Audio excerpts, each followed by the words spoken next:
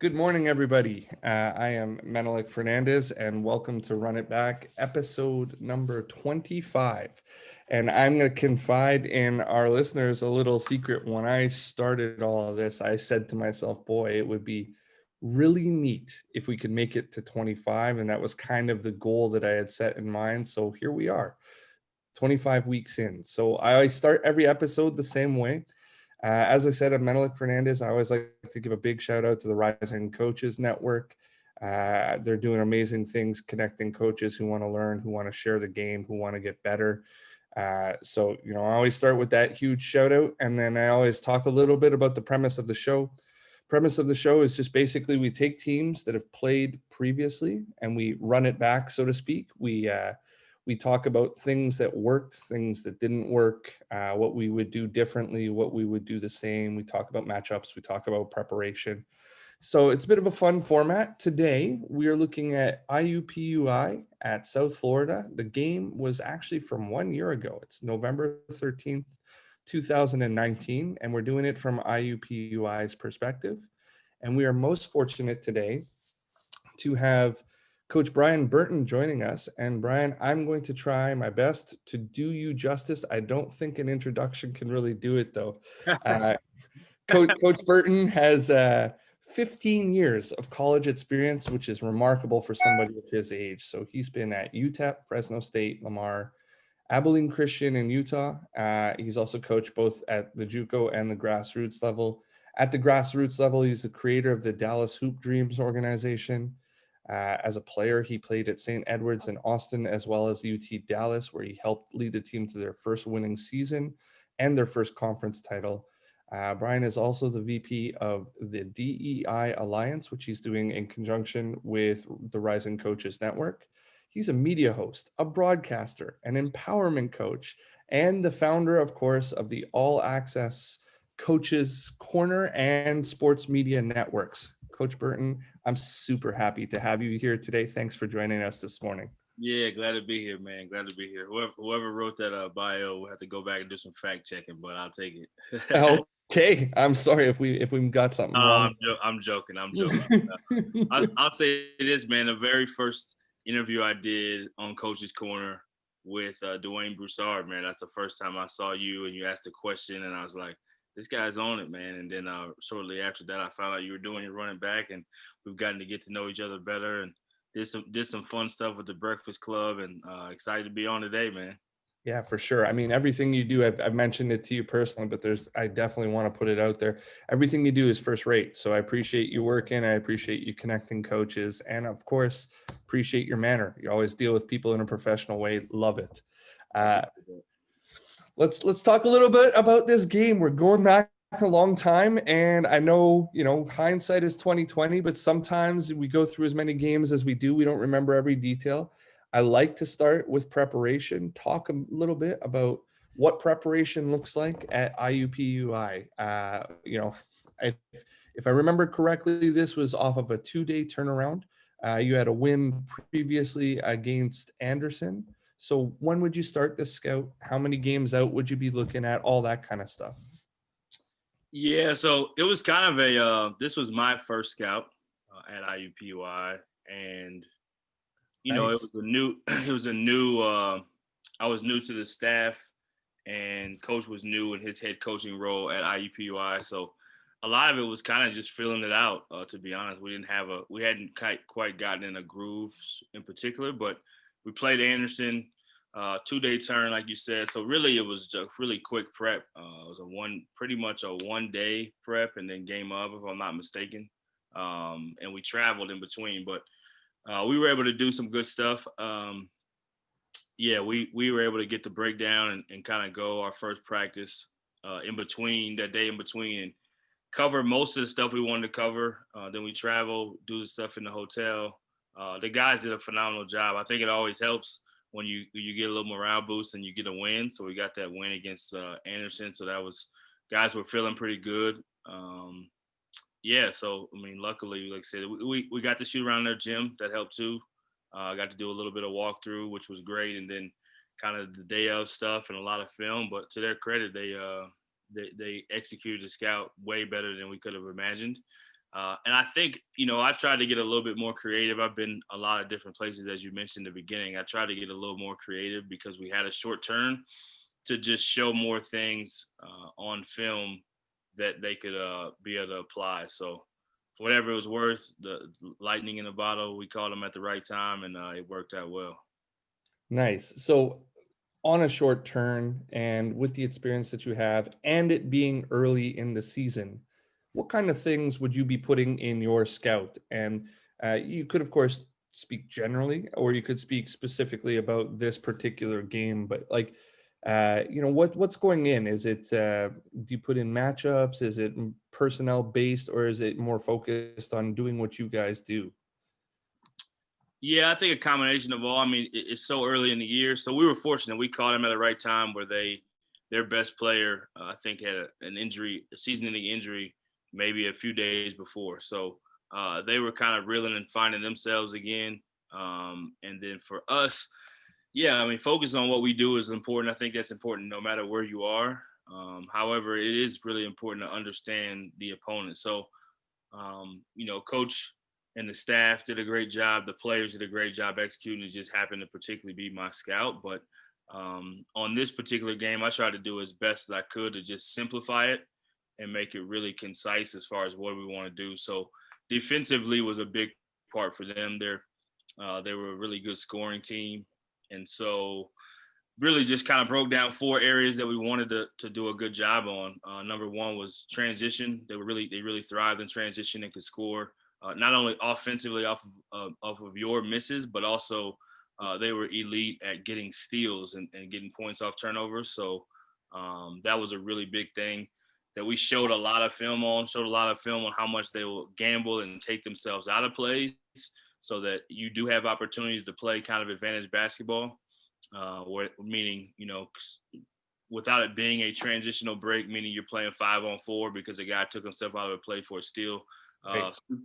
So that was a big deal. Transition was number one. Number two was just points in the paint. They were really, really good at getting downhill, getting points in the paint, whether that's off of drives or post ups. So we want to do a great job just really building walls around the ball and not allowing them to just understanding whoever had the ball. They were a limited assist team. So whoever had the ball was really, really looking to attack and really looking to make a play for himself. They weren't really looking to make a play for teammates. So if you stopped them in transition and were able to get them to half court, keep them out of the paint, free throw line, really good. Their two guard was a really high level scorer. I think he was a second team preseason all conference player. And we wanted to keep the team off the free throw line, but him in particular. I think in one of the games before, I think they played Boston College. I think he had 20 free throw attempts or something crazy in that game, 18 or 20. So we want to keep him off the free throw line because he was really aggressive at attacking. And then the last thing was offensive rebounds. They were really good. If they weren't a great 3-point shooting team, weren't a great outside shooting team, but what they knew is they knew they weren't. So they were really elite at getting on the glass. So that was the real biggest four things we wanted to do. And then offensively for us, I don't remember exactly off the top of my head, but if I remember correctly, kind of like I said in the beginning, that advantage basketball, just taking care of the ball, not feeding their transition was huge. Being able to get the ball to multiple sides. Everybody has different terminology for this, but first side, second side, third side, just getting ball reversals, getting the ball where we weren't, taking a quick shot because that also played into their transition. So just kind of getting what we wanted, and then being aggressive against them when they make their gambles or they make their took themselves out of plays, just playing basketball, not just thinking about running this play, but just think about making plays, making sure we're getting to the paint and being an aggressive team. And then just making the extra pass was a big part of it. Shot fakes, pass fakes, because they were such a gambling and impatient defensive team. Just did a lot of stuff. Kind of, you talk about the prep, did a lot of stuff to show their impatience when they're good at it, how they look, when they're getting steals and what that looks like, but also on the flip side, showing when they do gamble and take themselves out of plays, how easy it was to score against them. And to be honest, for this team, our IUPUI team last year, they just got a lot of confidence in watching that film and kind of understanding, okay, like we've seen this before, we know what this looks like. So Right. to their credit, like I said, we'll talk about this, I'm sure, something later, but one adjustment that we ended up making, our starting point guard at the time was a guy named Grant Weatherford, who was kind of this. He started his career at at Purdue, went junior college, then ended up transferring back to IUPUI. He's from Indiana, and he started a point for us. He's probably a 6'2", 6'3", but just like a really strong build, looked like a strong safety or a linebacker type of Right. kid. And we ended up playing him. He started at the 1, but we ended up playing small a lot and playing him at the 4 in the game, and then playing a freshman point guard a lot. And what it did was it allowed us to have 4 guards on the floor and 4 guys that could make a play. So as they were playing kind of the way that they like to play defensively, it gave us another playmaker. And then we had 2 guys that could really shoot it. So we'll get more into that. But I thought that was a great adjustment that Coach made to play him at the 4 quite a bit so that he could, be another playmaker on the floor. So there's a lot in there. I was making some notes as you were going. I don't know if you saw that, but like really appreciate. I think there's one thing that I'd like to narrow in on first before we move in a little bit. Yeah, please.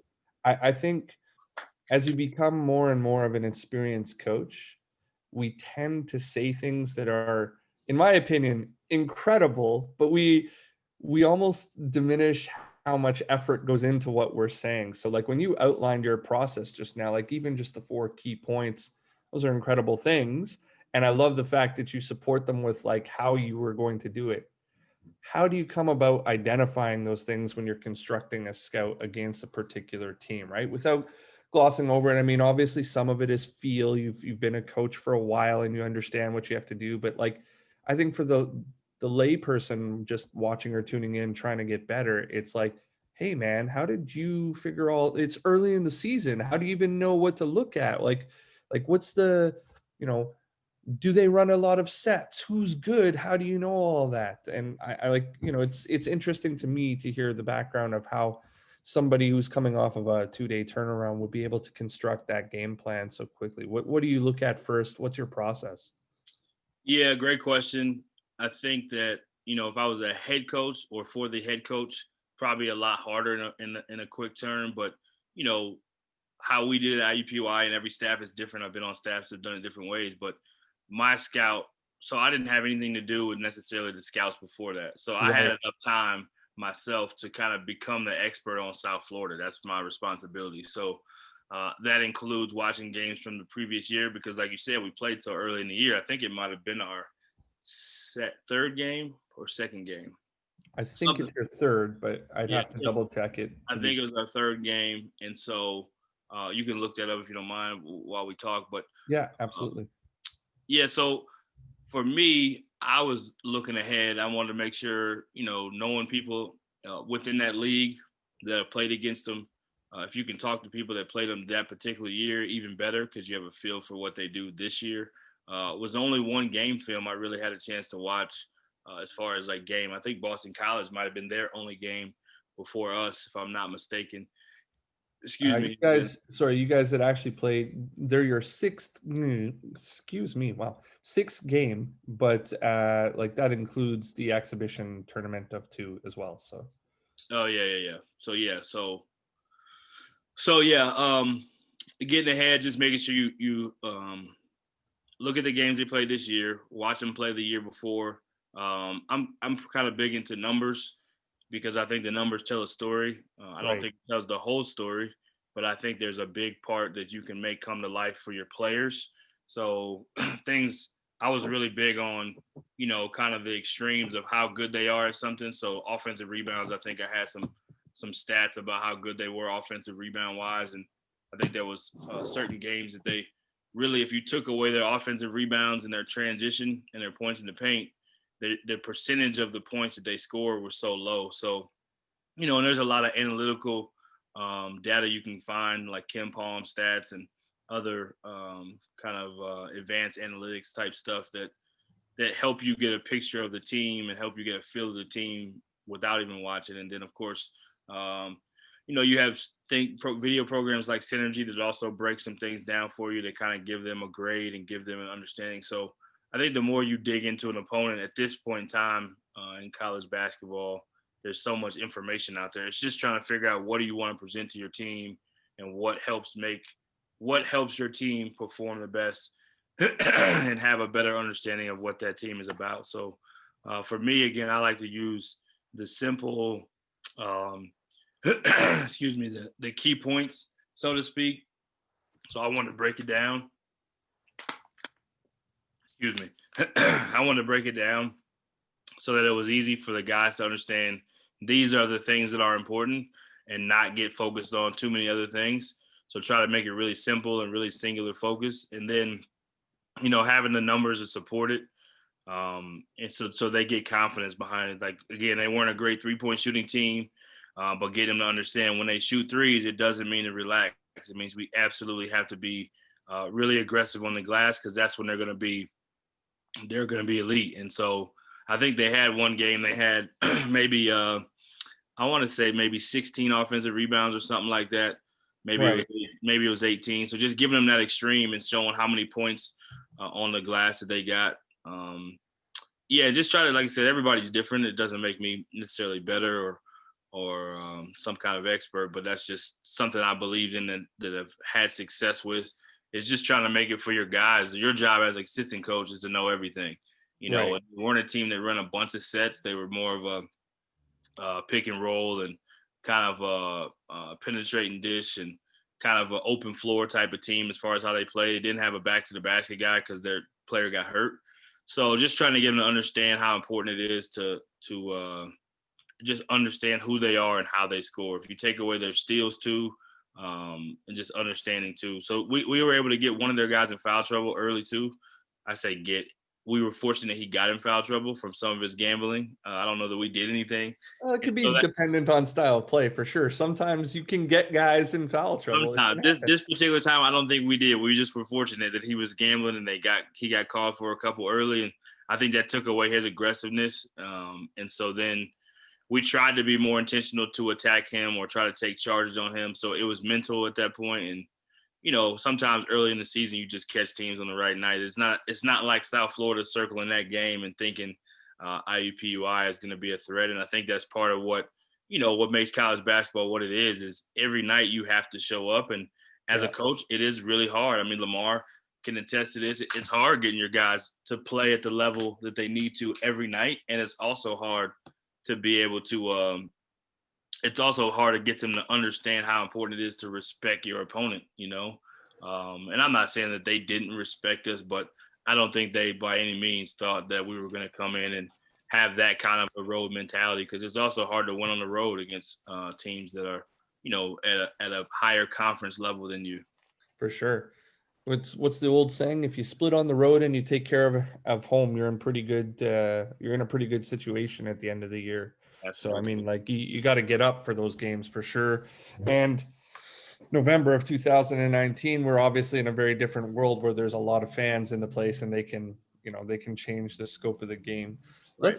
Let's talk about film in this process. You did mention that you put together some stuff for your guys. What does that look like?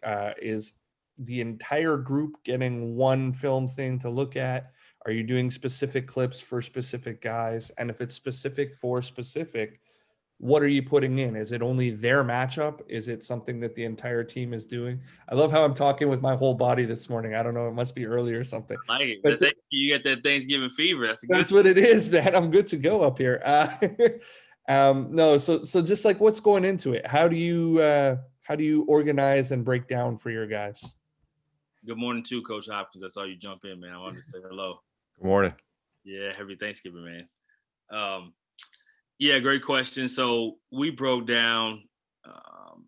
You do your kind of individual clips. Again, I've been in a lot of different roles in my career too, and so when I was some of the other positions that I've been in, film was even more important because you weren't able to do the same impact on the floor because of your title and kind of the NCAA rules. So the film part and the individual film time, I always try to do my best to get guys in groups after or one-on-one just to show them something that can help them, even if it's just 5 minutes after team meal or when I do curfew or whatever it may be. Hey, I got this 5-minute clip. Just come check this out.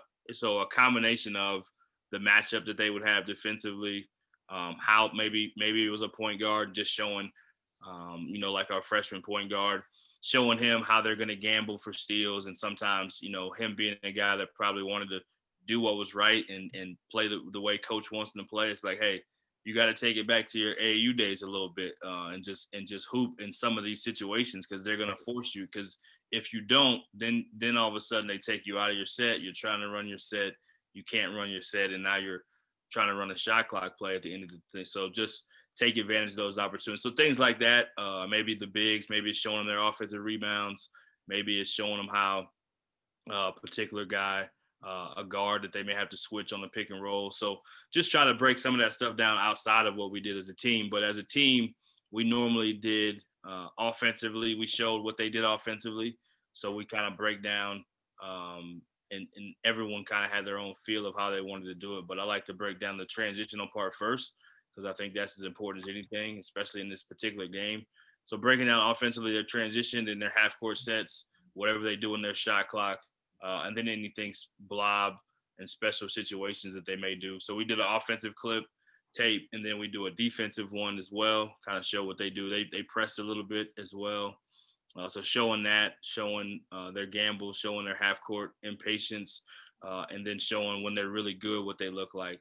But try to give them a feel of their habits, more than anything, and what they do consistently and what their strengths and weaknesses are. Showing them both, but not trying to intimidate them by their strengths and make them feel like, oh my gosh, we can't score, but also showing their vulnerabilities, and not showing that it's going to be easy, but these are the plays we can take advantage of. And then outside of that, just doing a personnel clip tape so they understand their personnel, who does what's their strengths, try to make that really simple and to the point. And again, you learn from different guys you work for. Everyone has a different philosophy, but Coach Rim was pretty open to just let you do it how you wanted to do it as far as personnel. But I just thought it was important to make sure the video matches what you're saying about him, because sometimes you can say, hey, this guy's not great at making threes, but then your video shows him making a couple of threes, and the guys are like, well, wait a minute, and they're gonna watch, they're gonna save more what they see than what they hear. So that video becomes even more important, the personnel scout. So, and this is tricky too, but even in your personnel scout and you're showing your offense, same thing. So let's say this kid that was averaging their two guard, I don't remember his name, he averaged about 17 or 18 a game. Well, if he's putting up those kind of numbers and you're saying he's a driver and he wants to get to the free throw line and he scores in transition, but then when you show their half court plays, you show him making a couple threes, it's also can throw them off. So you just have to I wanted to make sure that our what I was saying verbally matched the film, was really important too. And then outside of that, just trying to, the game day clip tape itself is usually a condensed version of a little bit of defense, a little bit of offense, and then just whatever we needed to do that particular game. So great question. And like I said, everybody's a little different, but that's kind of how we did it. It's interesting, speaking on what you're saying about the film matching. So we had James Covell on last week, and I say me. I had James Covell on last week. Hey, we at running back. There we go. And James was talking a little bit about the psychology of the film, because Dr. Esslinger at Caltech is like a psychology doctor, and he always ends his clips with a miss. And I thought that was really interesting, and I actually stole that from him, because he mentioned that once on Tommy's Think Tank a little bit before, and I was like, yep, I'm doing that from now on for sure. Like, it's got a match, but it's also got there's a psychology element to it for sure. Absolutely. And then, like, not only just matching what you're saying in terms of like, hey, he tends to always go left, but like, you want to show things. You're talking about blob slobs, ATOs, and I always like to ask what the importance is for stuff like that in there. But like, if they run one particular play one time in a game, how useful is it to show it and dwell on it and walk through it on the floor? I mean, obviously becomes a real question. And then just sort of leading off of that, my question to you then becomes like, those sorts of things, blob slobs, ATOs, do you also walk through those specifically and set up particular coverages out of them? Or are you trying to play principled basketball that fits into what you guys are always doing, where it's like, hey, if they do this kind of action, we guard it this way? Yeah, good question. And to go back to what you said, so there is an imperfect science, I believe, that how you present the video from a psychology standpoint, as you said, to your guys is really important. So I thought in this particular scout, our guys got a lot of um, confidence behind a lot of the things that, film wise, it's easier to, let's be honest, it's my first scout, so I'm not worried about anything else. I didn't have one before, you have one after, but you're the time crunch, I was able to put more time in, even though they didn't have a lot of opponents that they had before. But I say that to say, yes, like things like the misses are important for the psychology. I think even again showing this team for us, let's just be honest, American is a much higher level conference than Horizon, by a net standpoint and by a talent and ability standpoint. So that being said, you want to find a way to give your guys confidence in a game where they're not supposed to win. That was the first time IUPUI had ever beat an American school, so it was a historic win for the school. That was a big deal, and I think we were minus. I mean, it was something crazy. I don't know if it was 23, but it was 16 and a half. It was something. It was something over 15. I don't even remember. I think when you're the underdog so much, you kind of forget which goes with which. But point being, that psychology is really important. But to go to what you asked about the blobs and the slobs, we didn't walk through a ton of stuff. We had a guy. Our top assistant was the what's the word I'm looking for? Defensive coordinator. So he Right. was kind of the guy who did the defensive stuff. So I would normally walk the team through. So I think we did that the night before or the day of, if I'm not mistaken, one of the two. I don't remember exactly. But I would say probably the day of is normally when we did our blobs and slobs. And we might have done both, but we walked through and I would basically put them in the formation. Let's say we picked 3 or 4, you don't want Right. to spend a ton of time. Coach wasn't really big on overdoing it, but we picked 4, their top 4. And maybe he gave you 10 minutes if you could fit a 5th one in. So after I would walk through it, then the coach defense would talk about how he particularly wanted to guard it, or we would meet before and say, hey, this is something I think would work. We changed a few things up for this particular game because they were so paint driven and it was a quick turn that I think did help us. But their blobs, fortunately for us, weren't very complicated, but it made it a lot easier for us to be able to have some success against them. So, two last questions on preparation. Actually, one came up while we were talking, and then the other one is kind of a standard one. Do you deliver your scout to your coaches prior to your guys? Like you mentioned as you were talking about this, it's your scout, and a lot of the time college coaches will make fun of other teams because they'll look at the bench and they'll be like, oh, that's his scout today because he's over there going a little nuts on the side. Like, Right. come on, guys, we talked about this. But like, it's your scout. What do you, like your other coaches on staff, what do you present to them? What do you give to your head coach before you talk to your guys, if anything at all? Right. So again, every staff is different. I work for a lot of different head coaches. Coach Rim wasn't super involved in the scouting process. It was more so whatever coordinator you were kind of with. There was an offensive coordinator who I actually shared an office with, so it was easy for me to kind of meet with him and talk about some of the stuff. So we did that before any game that was my scout, and any game that wasn't as well, I helped him with the offense. And then the defensive coach, kind of the same thing. I would give him the scout in advance, give him the video scout in advance. We would try to meet on, hey, what do you think? Here's some of the suggestions I think matchup wise. Here's some of what I'm thinking as far as some ways that we may want to defend them.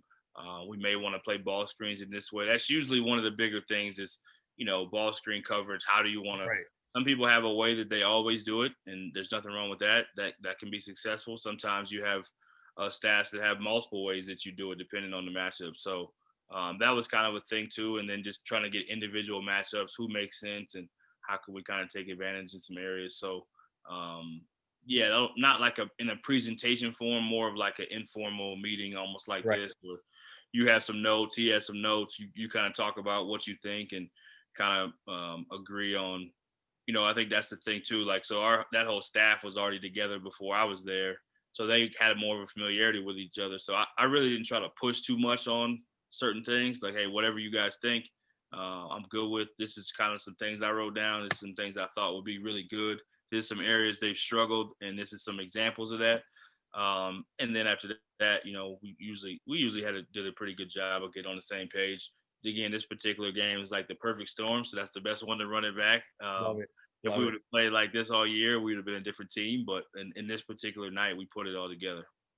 Amazing stuff. It's interesting because you sort of touch on it in what you're saying, but like a lot of people don't realize for coaches that like some staffs are completely different than other staffs, right? Like terminology or what we're aiming to do. You mentioned ball screen coverage. Certain staffs are, we always shock it, or we always, ice it on the side and we're in drop in the center or something. And you're used to something else. And maybe the terminology is different. Maybe the delivery is different, all that. There's things that we have to adjust to as well, for sure, as coaches going to a new staff.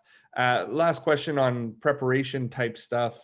Uh, who knows? Maybe I come back to it a little bit, but you mentioned the four real keys that you were talking about: the transition, the points in the paint, the free throw line, and the offensive rebounding. Hindsight is 2020, as they say.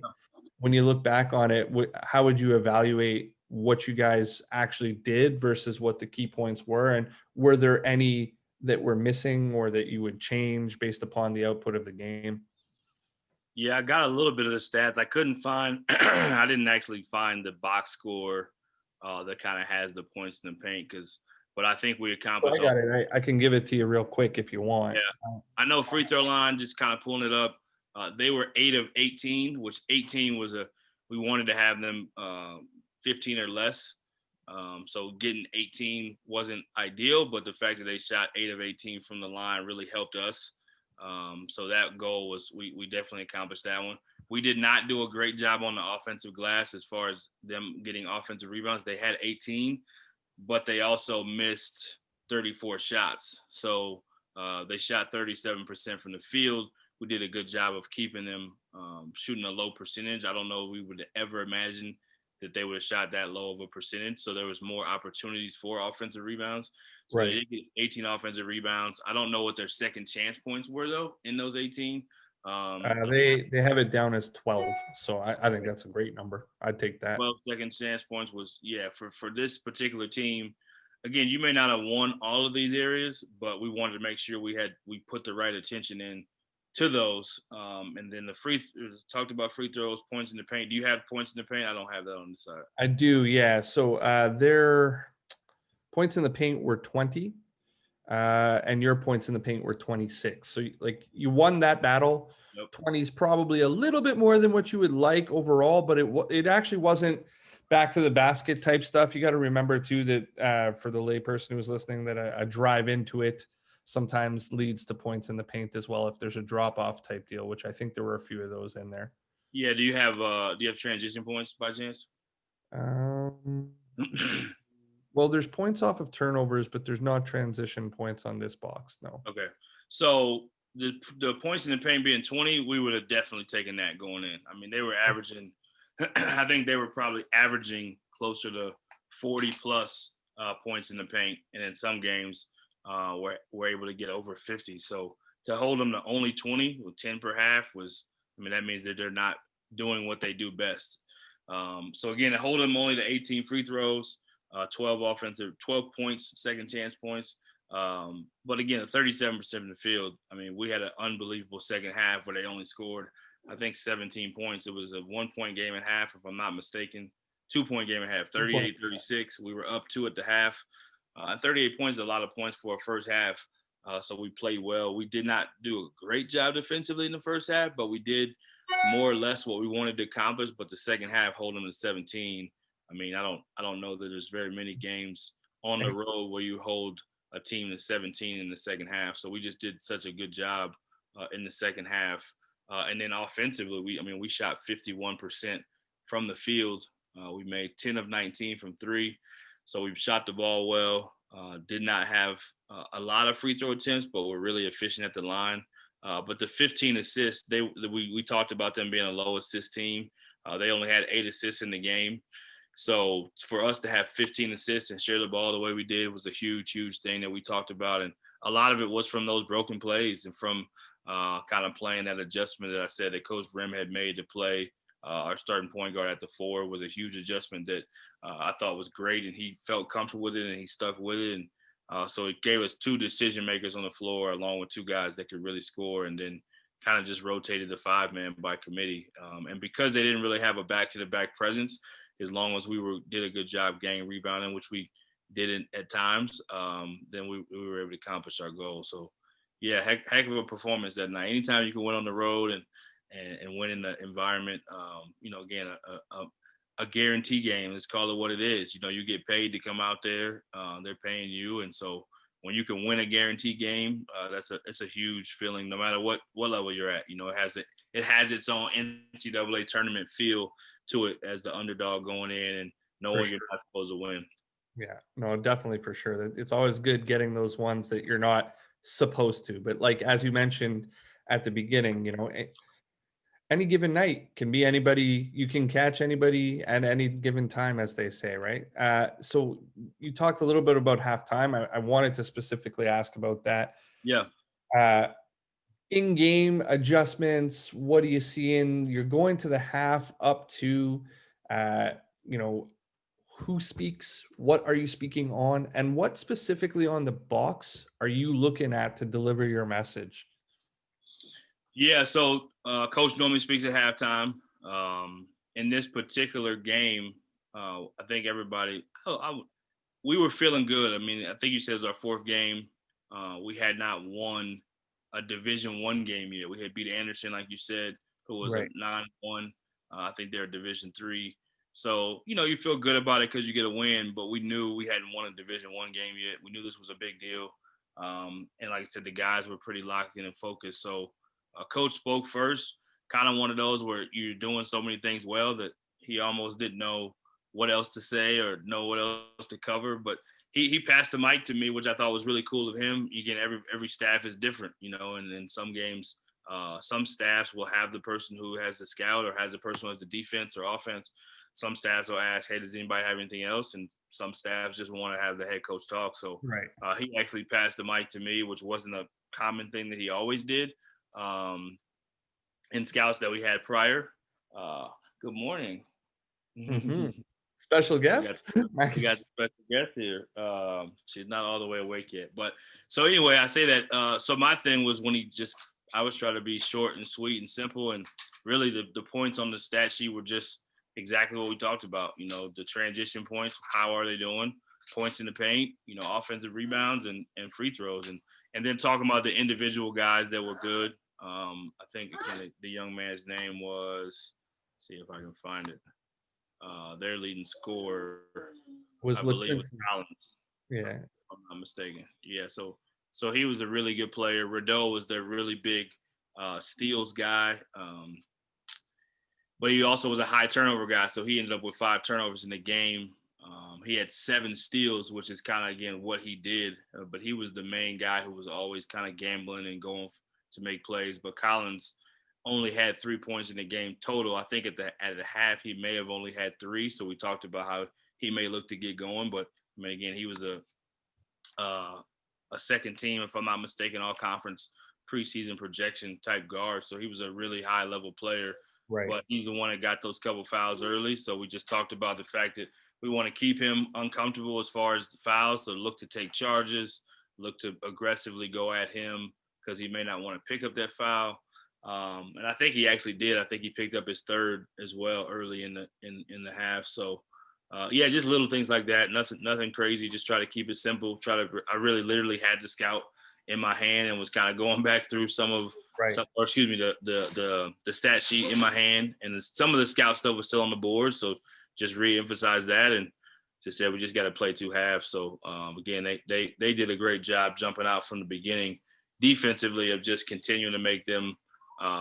When you're not making shots and you have to keep taking shots, say hi. Hello. Good morning. Mm-hmm. When you're not making perimeter shots and you're being asked to continue to make shots out there, I think that made them uncomfortable. And then, like I said, getting in a little bit of foul trouble and I think Riddell may have fouled out of that game too. He was in I foul was just trouble. going to mention that once you were Yeah, done. and, He and ultimately ended that up. was something we talked about going into the scout because he had fouled out of a few games as well. I think he might have fouled out of the Boston College game that they played before. So we talked about that being a big key too because they really didn't have another playmaker beyond him and Collins. So he was a big factor, and we took some charges on him, which was huge as well. So really just. And the team, to their credit, like I said, was really focused halftime. You could tell they really wanted to win. We've all been in locker rooms where we just know your guys are really locked in and they're really attentive and they're not distracted in their focus. And I think they wanted to pull off the win. And I mean, they're the reasons why we did it anyway. So credit to them. Right. And you, like one other thing to mention, you did end up holding them to 1 of 12 shooting in the second half from 3, which is remarkable to me. 8% in the second half is an awesome deal. If anybody has some questions, feel free to jump in. If not, I'm going to jump into a little bit of film with Coach Burton. But just feel free, unmute yourself, shoot. Don't worry about it. Very open, relaxed format, of course. Hey, Coach Burton, it's Carolyn Smalls, and I just had like one question, kind of too. You said that this was your first scout, so I was just wondering, how often is it your responsibility to do the scout, and then also, what is something that you learned or a different mindset you had, seeing as this was your first one? Yeah, great question. And what was the first part of that question again? How often is it your responsibility to do the scout? Oh yeah, so we normally do every third game. So great question. So normally you kind of rotate. So 3 assistant coaches, and again, different staffs I've been on were different. Some staffs had it where everyone's involved in every single scout, but in this particular staff, it was every third game. And then really, great question on the what did I want to do different.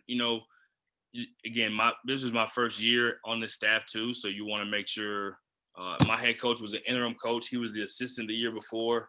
He kind of found out right before school started that he was going to be the coach. The prior coach kind of they made a decision to go in another direction because of something that happened. So they were still kind of getting everything together as their field together, but they had a feel for what they did the year before. So I really didn't want to rock the boat or do anything that was too different from what the kind of the format was. But I did say this, I think, earlier, but Coach did give some individual freedom and allow you to kind of present scouts in some ways. The way you... That's for me, the airplane. It is. And do some things in a way that you wanted to. So like the main points and kind of the way that I did the film and the way that I, again, it was a quick turnaround. So you want to make sure you're doing a good job of painting the picture of what this team is and like that psychology that Coach Fernandez was talking about. So that was a big deal to me. Kind of how we did the film was a little different than we had done it the 2 games prior. And then the scouting report layout, just kind of painting those pictures with the numbers. That was a big deal to me, kind of talking about their percentage of their offense and how it comes.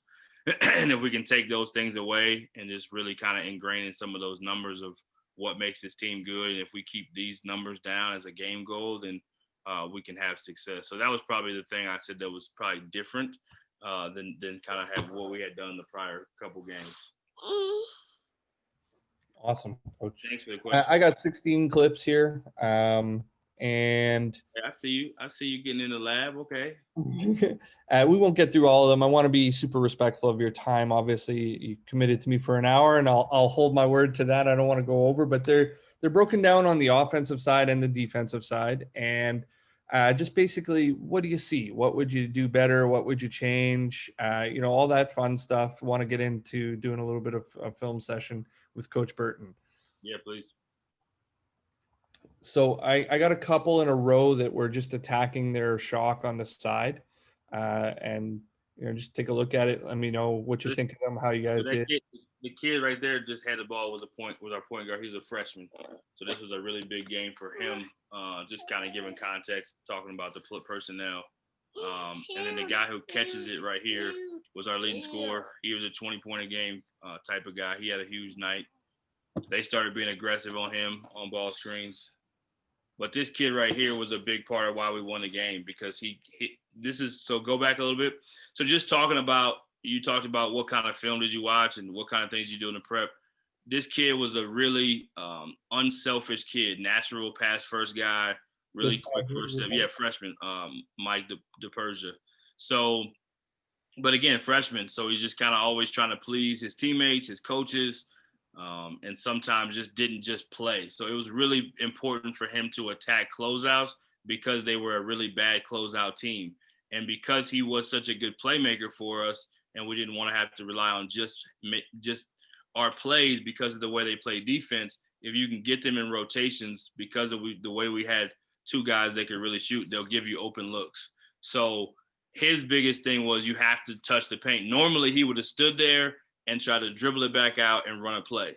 It's like you have to touch the paint, young man, and then find these guys who we know can score. So to his credit, he did a phenomenal job of that all game, and it was a huge difference maker for us. Love it. So another one of attacking the shot. So Jalen Manette, the kid that just made that shot, Jalen Manette, I believe he had one of his best games of the year, and he ended up being a really big time scorer, especially in conference. I think he was the second or third leading scorer in conference in the Horizon League, and Marcus Burke was also a top 3 scorer in the conference. So both those guys could really fill it up. But Jalen was 4-9 from 3, and Marcus was 4 or 5 from 3. 7 assists, So, too, right? What'd you say? 17 points and 7 assists. He had a pretty good one for sure. He had a fabulous game. So I found it interesting, the crowded side. I mean, obviously end up with the turnover here, but I'm just wondering, really with the 3 shocks, I'm wondering if you guys had teaching points that you tried to instill about attacking this hard hedge. Yeah, and really with this particular guy, not a great ball screen guy, player, the offensive player, but they wanted to trap and be aggressive again. That's kind of what they do. So this is one of those clips where, you just kind of have to live with it, but you have to go back and tell your guys, like, hey, this is what we talked about. Not the end of the world, but we got to make sure we do a better job of understanding, keep it really simple and make the extra pass. You don't have to over dribble. And the guys that are playmakers, pick your spots, but the guys that aren't, you don't have to try to make a play. And he was not a playmaker, and he tried to make a play, and we see what happens. Yeah. And then we got one more just attacking the shock again, and then there's a couple more that I liked about I've never heard it called that. You said it a couple times. I know it's weird. It's a Canadian term. I've heard it used internationally as well, but this is one of the points that I was mentioning earlier. And so obviously, we met through Rising Coaches, and I've been very involved, as have you, through Rising Coaches this year. But there's so many terminology differences.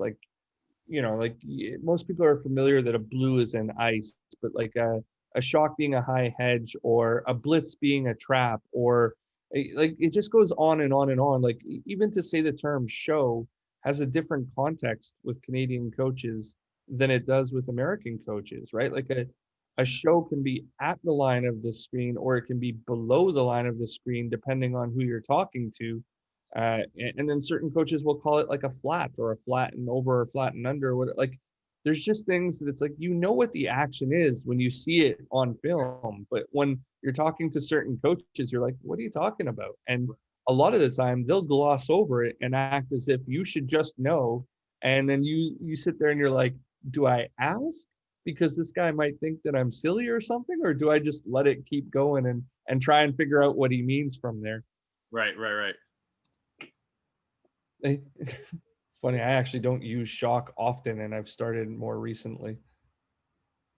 So this was our starting point guard. I just brought it up. That ended up playing a lot of 4. Right. I'll bring it back. And then we showed how we can attack. We want to make the extra pass. We wanted to be so the same guy that had the turnover earlier in the game, and I don't know the sequence, but he did a better job. Kept it simple. They're trapping you. Get off of it. And then we just talked about making the extra pass, either driving this guy on his closeout, or just continuing to make the extra pass. And again, Jalen Manette had a great performance early in the year. He had even better performances in this one, but he played this was one of his most efficient games because he had 17 points and he also had 7 assists. One thing I was curious about this clip was I did notice that you guys went to an empty corner against this. And I Yeah. was wondering if that was by design or if that was just something that had worked out in the flow of the game here.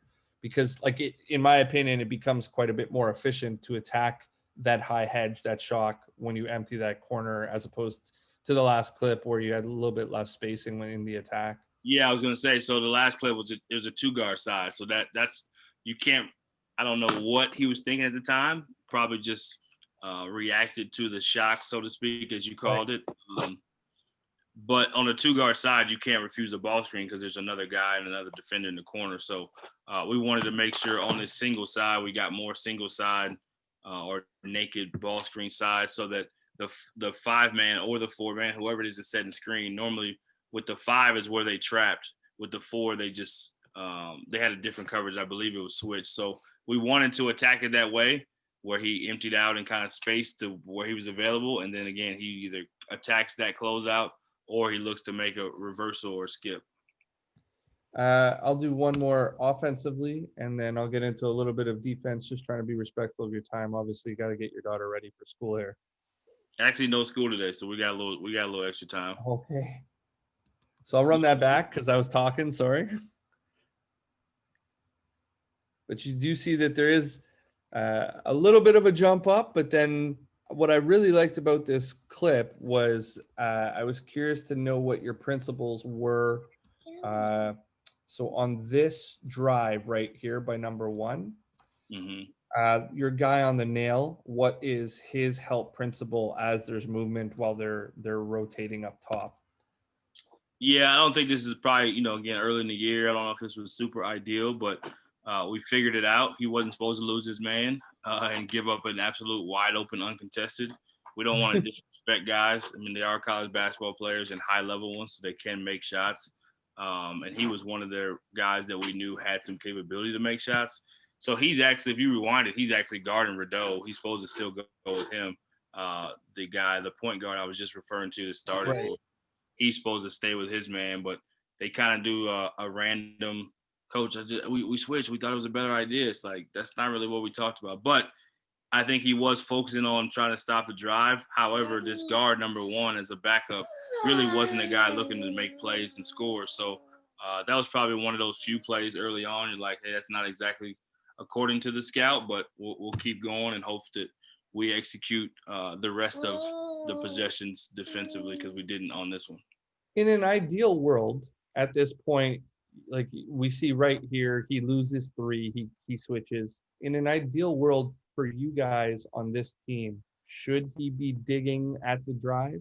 Should he be going with 3 and whoever this is would be stepping in? Like, what would be the rotation and whose close would you ideally like this to be in an ideal world, so to speak?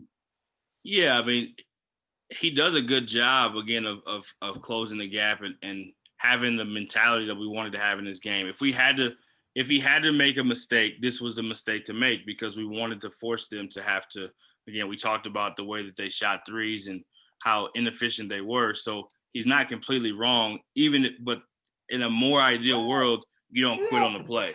So he stops the gap, but then he just realizes he's late and he doesn't stay in the stance to go get a closeout. Even if it's a late closeout, we'd rather be early, but even if it's a late closeout, you still want to make sure you get there and the guy has a hand in his face. He just kind of quit on the play, realized he switched, he wasn't supposed to switch, and just kind of stopped like, oh man, I messed that up, and gave an open look. So in a more ideal world, you just stay in the stance and then close back out. Close out short with a high hand and be ready to guard a drive.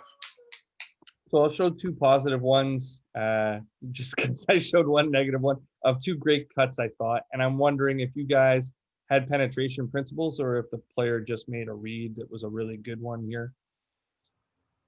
Yeah, so great. I'm glad you brought that up, because we did talk about this. So again, talking about a team that likes to get steals and likes to watch the ball, we watched and talked about a lot how there will be opportunities where, again, broken plays or plays where you're not quite in a set, or maybe you are, where they're just going to watch the guy who has the ball. So if you have enough awareness to be able to get a backdoor, we showed it in that Boston College game. There was a lot of backdoor cuts they were able to get for layups. And then there's one more here that I just think this one's a phenomenal pass off the dribble. I just had to show it, give some credit where credit's due. But again, just I'm assuming a read number 4 defensively falls asleep. It looks like, and So maybe, pause real quick. I think so go back real quick. So this is kind of where we got into that position again later in the game, and look at the score. I mean, it's not like the score completely the final score didn't completely indicate the flow of the game. So you got 10 minutes left. It's essentially the third quarter, if you will, the start of the fourth quarter, and we're only up 1. So it's not like, even though we won big, it was a neck-to-neck game and competitive most of the way. So what I was going to say is that the 4-man you see at the top of the key is the guy that I was talking about who started the point for us, and then the guy in the left corner. It may not be the point guard. No, the freshman is on the bench, but we had another wing that came in off the bench, and then we had Manette playing the point. So again, just having more playmakers on the floor against a team that wants to play like this. But go back just a little bit.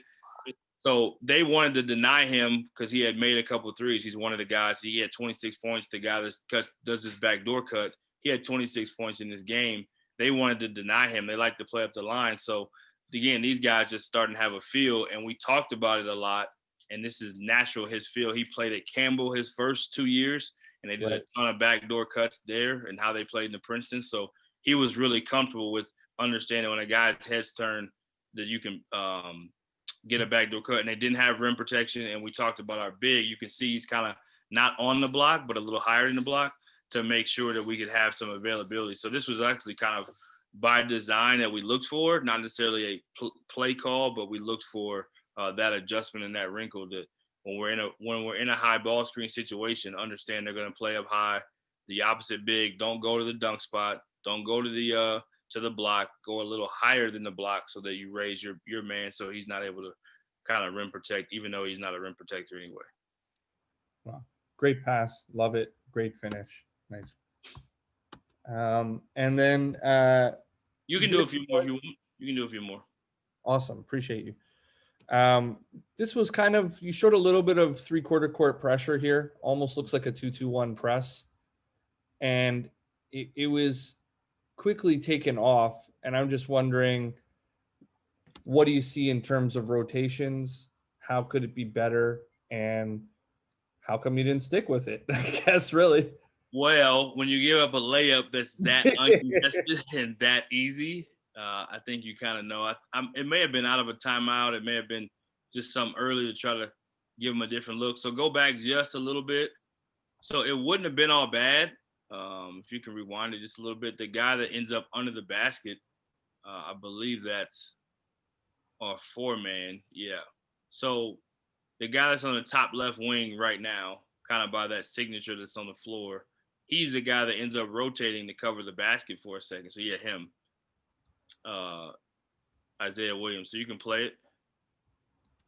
So they reverse it. He covers the basket, which he's supposed to. He ends up 3-on-1 basically. The top guard that's behind the ball should have been lower. He should have been more so the guy that's picking up this guy in the middle. We had 3 guys go to trap. I think you see that on number 2. So obviously not something that we did a great job of. But even though all that was bad, the guy under the basket right now, if he just steps up and take a charge outside the circle, which we talked about over and over and over again, and we did a good job in this game. We just didn't do it on this particular clip. And he kind of mob-batted at the end. It's like number 4 was that's not your rotation anymore. Like you did your job, you covered the hole, but the big man's coming back. So just sprint out there outside the circle, plant your feet, and then take the charge. He didn't.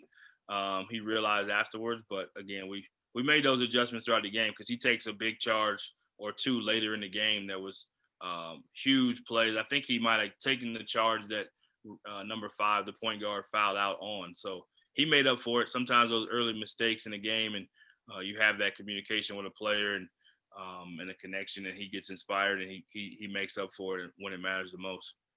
Quick question. At this point where we get here to this diagonal pass, competing viewpoints from different coaches, do you try to steal this pass? And if so, is it with this low man, or are you just playing to trap on the catch? Like what's sort of your philosophy on how aggressive? Yeah, it's just try not to take yourself out of the play. That's kind of more their game. What they did kind of sold out to make plays, whether they were right or wrong. Right. To be a lot more sound and not over gambling, and just try to make them either make the turnover or make an easy steal. That's kind of one of those that's one pass away, but a cross court pass like that from the 5, really hard for him to be able to steal that. Right. And then I got 3 or 4 of basically the same action that they were using. I'm wondering if the weave to ball screen ended up making your scout and sort of what your teaching points were. But for anybody who's just watching, weave to ball screen is handoff in 2 directions, and you end up with a mid ball screen. So there's your first one. Here's your second one, and top ball screen to finish. Attacking the single side becomes sort of like a shake, pick, and roll where they fill in behind. But does it make your scout? How do you want to defend it? You know, where are you switching? Where are you staying home? All that fun stuff.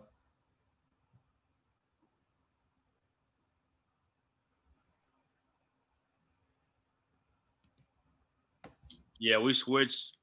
We switched the ball handler to whoever's guarding the ball in this particular possession.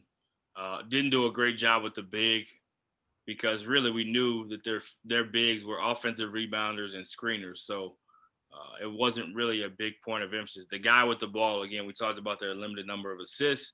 The guy with the ball was most dangerous. So he should have stayed a little bit longer so that guard could get back square. But again, we're talking about a freshman. He did not do a great job staying in front of the ball. I think he thought he should have been able to get back. And then same thing, the guy in the corner, we normally did not. So go back a little bit. Most people don't help strong side corner on the strong side drive Right. for 3, but in this particular game, we talked about helping much more than we normally would, because the guy in the strong side corner was not a shooter in any scenario in this game except one guy. So in this particular case, he also should have helped, knowing that the freshman had a tough matchup, and just taking one more step over, because his guy really wasn't a shooter at all. So here's a fun fact. We were talking about terminology before. I'm going to ask the question. Strong side to you means strong hand, means the side of the floor that the ball is on, means the side that's the 2 side. How do you use it to refer to it? Say that one more time, Coach. I'm sorry. For sure. So at this point, right about here, right? So coaching in Canada, it's interesting. This would still be the strong side because the ball is still on this side. However, I know some coaches now talk about the action is going in this direction, so this is becoming the strong side. And other coaches talk about it as strong side because he's going towards his right hand. Mm-hmm. So I'm just wondering what your reference point is for what you're calling strong versus weak side.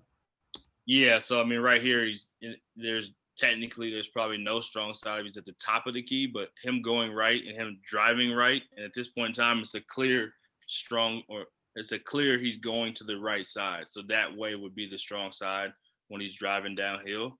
So the guy in the corner is the strong side corner defender. So in this particular case, he should have given a little bit more help, just knowing the scout and knowing that guy he's guarding is not a shooter. Right.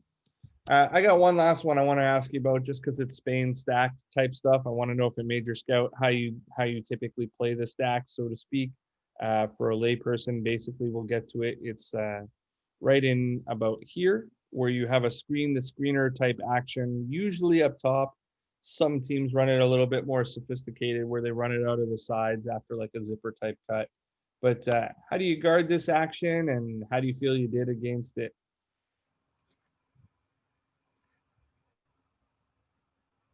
Yeah, in this particular clip, we actually did a good job. That play had given us trouble throughout the year, to a point we actually put it in ourselves and then started having success with it. Coach really liked it.